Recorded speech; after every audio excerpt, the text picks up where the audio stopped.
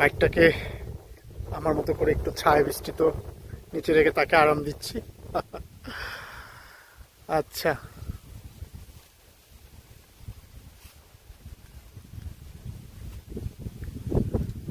বেশ চমৎকার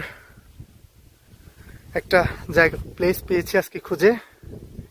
এই জায়গাটি হচ্ছে আপনার লামা থেকে হচ্ছে চকরিয়া যাওয়ার পথে, অথবা চকরিয়া থেকে যখন লামা আলীকদম রোডে ঢুকবেন, হ্যাঁ, তখন হচ্ছে হাতের বাম পাশে হচ্ছে ইয়াংসাপাড়া।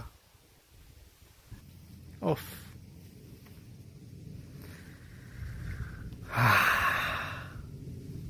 সাথে চা বা কফি থাকলে মন্দ হতো না।